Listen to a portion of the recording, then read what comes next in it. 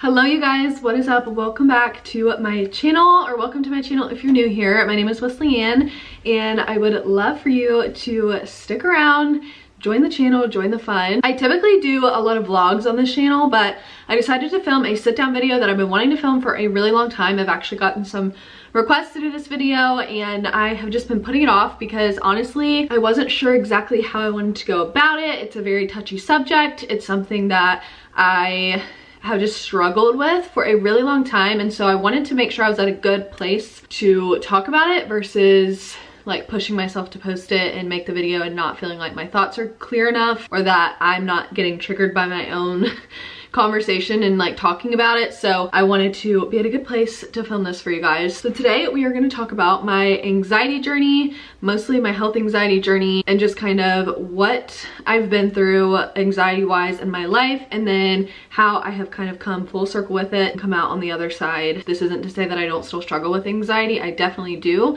but I feel like I have found some ways that have helped me to cope and to be able to kind of address it and get through it, and I want to be able to share those with you guys, but I feel like I need to give you context and a background about my story before I get into that. I just want to preface this by saying if you are really triggered by talks about anxiety, depression, all those things, I would definitely recommend skipping this video, but if you are open to hearing what I have to say and hearing about my story, then definitely keep on watching. Okay, so I kind of wanted to first talk about my first ever encounter with anxiety, and anxiety really is so different for everyone. I feel like everyone just has a different story with it, a different experience with it. For me, I really had my first encounter and experience of anxiety back when I think I was like a sophomore in high school, so I was like 15 years old. This particular instance, I had basically driven myself insane because I was like not working very hard in school, and I was an athlete, so I was constantly practicing and doing things after school, and I wasn't getting assignments done. I wasn't turning things in time, and it was nearing the end of the school year, and I had a lot of exams, a lot of assignments, a lot of projects, and I was also playing club volleyball. We were traveling every weekend. I was having practices after school. Like, I was just so busy. My schedule was so full. I was just very, very overwhelmed by a lot of different stressors in my life. This particular instance, I think when I look back on it, I got really overwhelmed very quickly. And I was at a volleyball tournament. We were actually in Tennessee, of all places, and this was one of the one tournaments that my mom did not come with me, and my mom, love her so much. She is like the calmest person in like chaos. She knows how to handle situations, and like when she can tell that I'm nervous and anxious, she just knows how to calm me down. Well, of course, it was just my dad that was with me this time, and I think I was having a mix of an anxiety and a panic attack. But it was like right after a game. We had just lost. I knew my coach was upset, and we were about to like discuss how the game went. I come off to the sidelines, and I had already been feeling, and if you've experienced anxiety, you know what I'm talking about. It's just, most of the time, it's just a feeling. Like, it's not, and I'll talk about it later, it's different than feeling nervous. It's just an anxious feeling, and if you've had it, you know what I'm talking about. And I was feeling that way kind of that whole weekend, just feeling off. And then after this game, all of a sudden I came off to the side to get some water, and I was like, oh my gosh, I like can't breathe. Like, I was like, I'm not breathing. I don't know what to do. I'm not breathing. And I like told my teammate, and she was like, it's okay, just drink your water, like calm down. And I am freaking out, like I'm starting to cry. I'm like, no, like I can't breathe, I can't breathe. I go up to my dad, which is probably my first mistake, and I tell him that I can't breathe, and he freaks out, and he's like running me around this, not Coliseum, but like place that's got all these volleyball courts. He's trying to find a trainer to like get me some help. He like calls an ambulance. Like, it was this entire fiasco, and we were not at home. We were in Tennessee. I got taken to the hospital. They did all these x-rays, blood work, chest x-rays, fluids, like literally everything, you guys. Like, it was insane. They basically just chalked it up to that they think I had a panic attack. But that was like my first real encounter with having an anxiety or any form of panic or like anxious thoughts or feelings ever that I can recall. Yeah, it was really scary. I was so, like, I think a lot of people can kind of pinpoint those moments in their life the first time they experience something like that. And because it's so awful and you genuinely feel like you're going to die, you never want to experience that again. And that's a big trigger with anxiety, is like you're trying to prevent feeling that way again. So if you have any slight feeling of anxiety at any point, you instantly start spiraling because you're like, oh my gosh, why do I feel like this? I'm gonna feel like this again, why da da da. Like, it's just not good. It's not good. So that was kind of my first encounter with anxiety. I feel like that it was just kind of a one moment thing. Through the rest of high school and even in college, I definitely had my fair share of anxious feelings, but it was never anything crazy intense. And I think that is the biggest difference that a lot of people don't understand, is the feelings of anxiety and the feelings of being nervous. And I think I could easily get overwhelmed when I was in school with studying and having stuff to do and working and all those things, but I never got back to that state of having a full anxiety panic attack. I think I only had maybe one more like panic attack in college. I never, like, that was the extent of my anxiety, like just like a couple of flare-ups of it here and there over that course of time between the time I was like 15 to like 22. So that kind of gives you a background of my first encounters with anxiety and all those things. Then comes a big key factor into what I think has driven my anxiety to where it is today, and that would be my multiple sclerosis diagnosis. If you're new to my channel, I have MS. I was diagnosed with this back in 2021,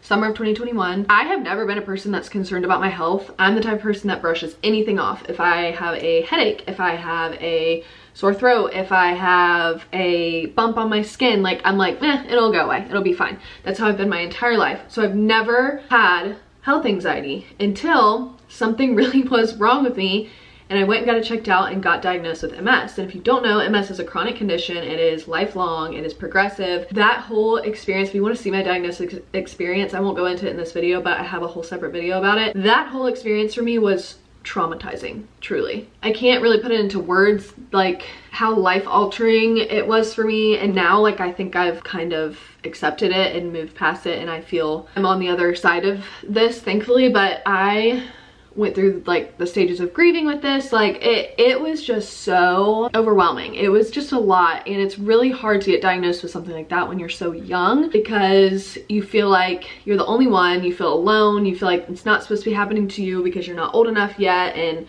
all these things just run through your head. And what is your future gonna look like, and all these things you had mapped out for your life, is that gonna not happen for you anymore? And it's just this constant like what if fear mongering feelings in your brain constantly. And I went through that for months after my diagnosis, and it was truly hell. Like I do not wish that upon my worst enemy. It was the worst feeling. It was like one of the biggest struggles of my life so far. Finally, I got kind of past those feelings. I had accepted my diagnosis, or at least I felt like I had. And then I think after I accepted it was kind of the onset of my health anxiety.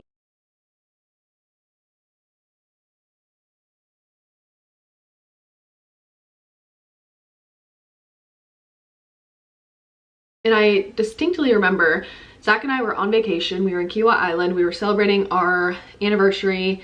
It was the summer of 2022, so basically a full year after my diagnosis. And I remember, I don't even know how I was doing this, but I somehow felt like a lump behind my ear.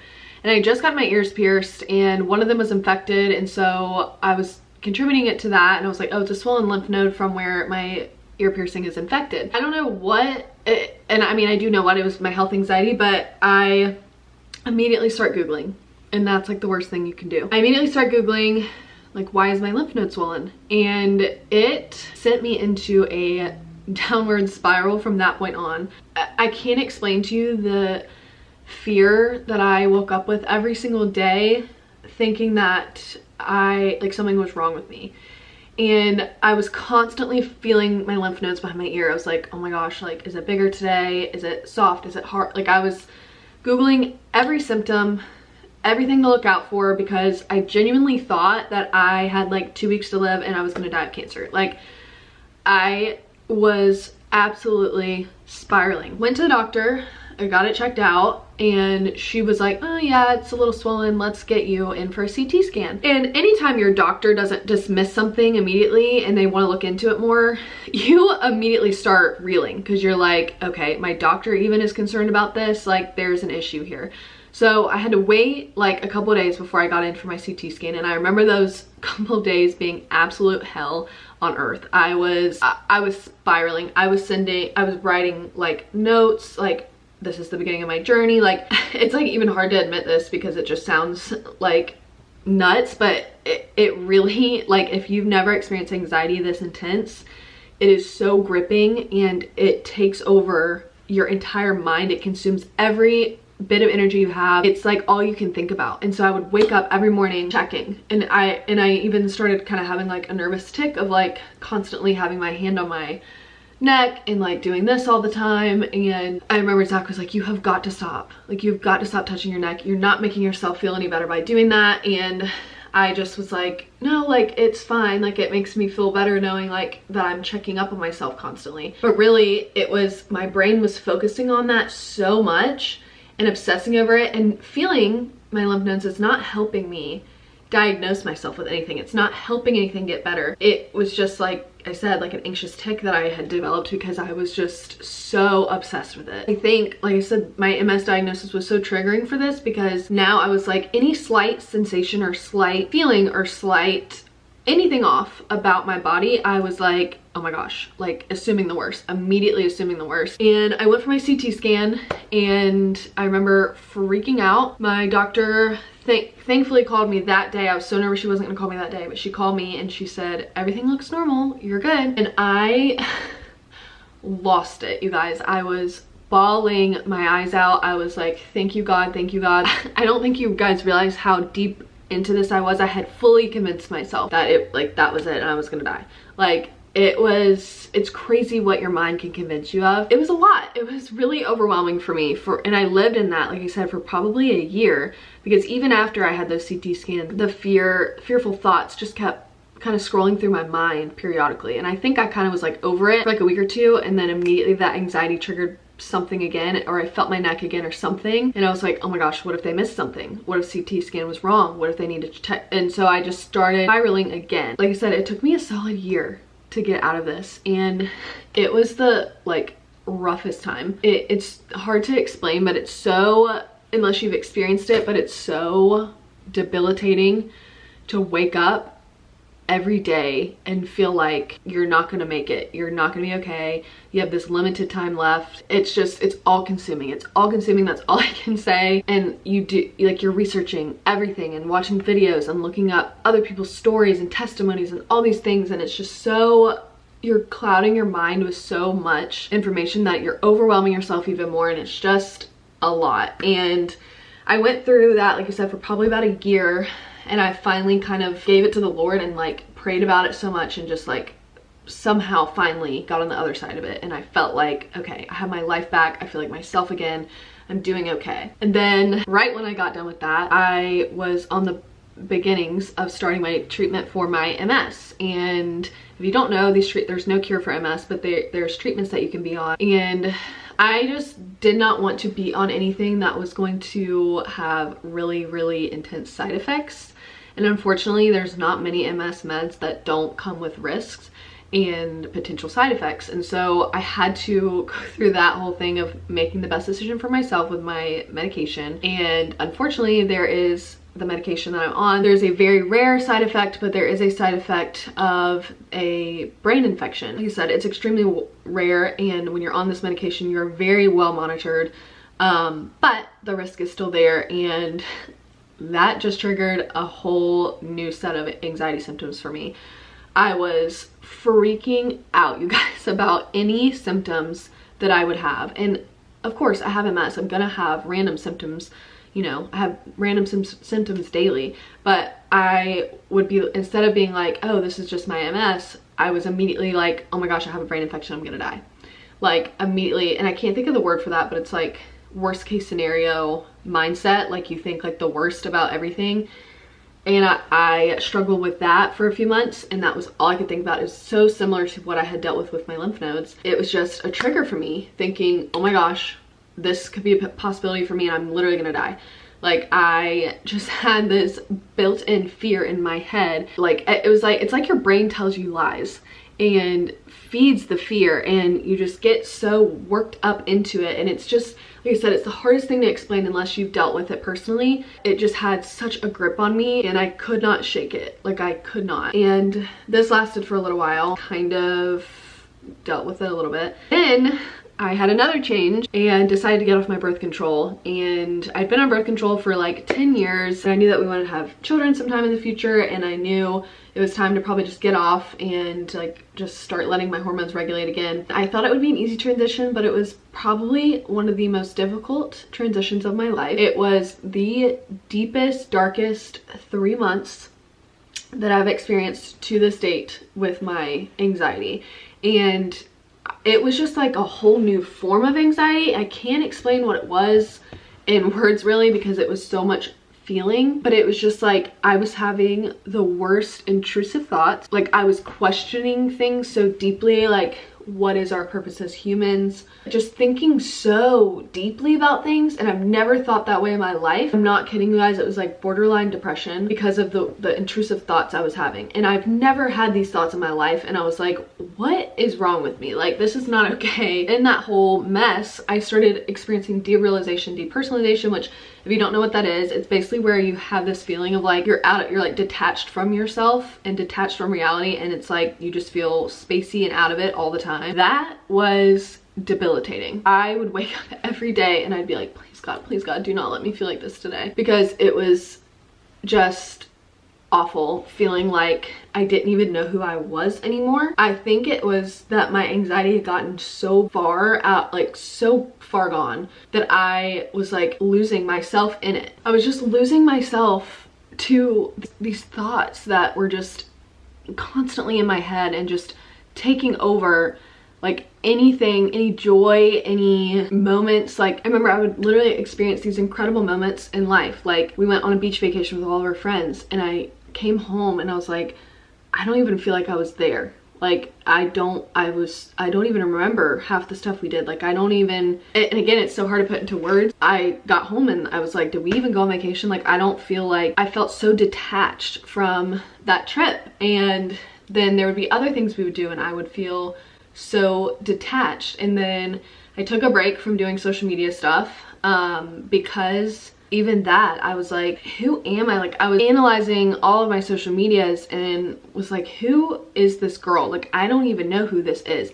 And it literally sounds crazy to talk about it, but it is such a real thing, and it's something that so many people experience. And I didn't realize that it was such a real thing until I was experiencing it myself and started looking into other people that have experienced it. And it's so common. It's just the craziest feeling to feel that way. And I, again, don't wish that on my worst enemy. And I would like work myself up so much because I was like, I don't want to feel this way anymore, but I'm feeling this way still. Why am I feeling this way? And I was trying to find a solution to why I was feeling that way, and I couldn't figure it out. And it was because my brain was focusing on that feeling so much that it was making it like 10 times worse. So I would drive myself into an anxiety attack and a panic attack because I felt so weighted down by this. And I felt like I was trapped and I couldn't get out of it, and it would just like drive me nuts. This was just like an ongoing cycle. And finally I just like had my breaking point, and I was like, I have got to get help, because I am the type of person that wants to be strong and like figure it out myself and just like get past it, and I'll get past it, it'll be fine. But this was just like too much, and it was affecting too much of my life that I couldn't just keep ignoring it and trying to figure it out on my own. So I went to my doctor and I talked to her about my hormones and if it was a hormone imbalance, and she assured me that she doesn't think that's what it was based on like the things that I was telling her.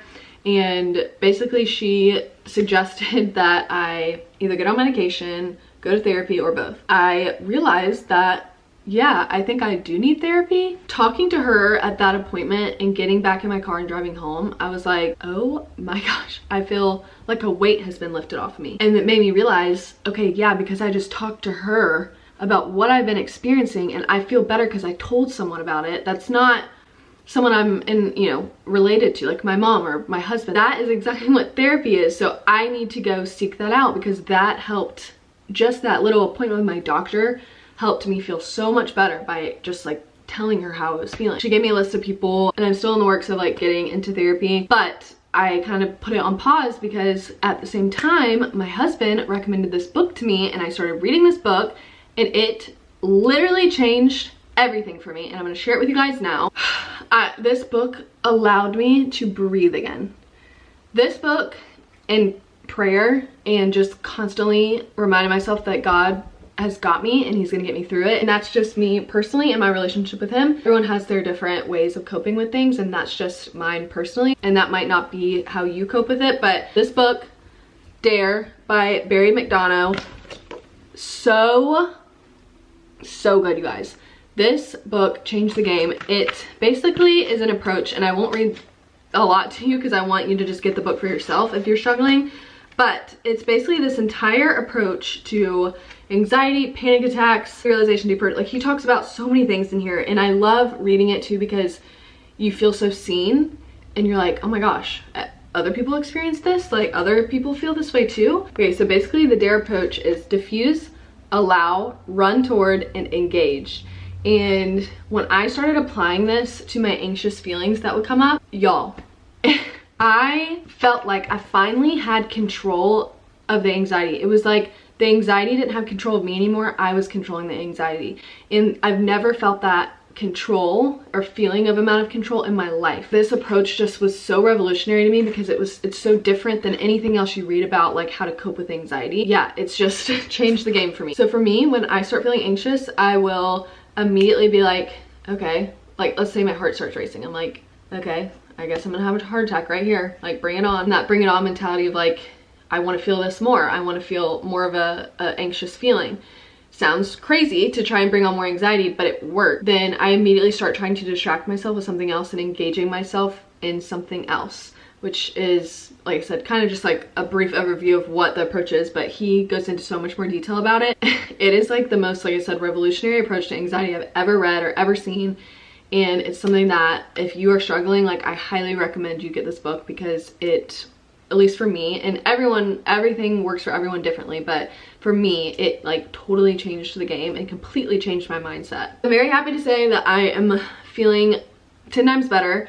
I feel more like myself again. I feel like I can breathe again. Not to say that I'm not gonna still struggle with anxiety here and there, but I do feel like I'm on the road to recovering and like feeling like I have, like I said, a grip on my mental health again. And I'm so thankful for that, and I'm so thankful for this platform to share my story so that maybe if you're going through it, you don't feel so alone. And I hope that this video at least helped you guys. If you are struggling, definitely reach out to me. I'd love to chat with you about it. But I hope that you got something good from this video. And yeah, I love you all so much. Thank you so much for watching, and definitely stick around for all the vlogs, and subscribe if you haven't already. And I'll see you guys in my next video.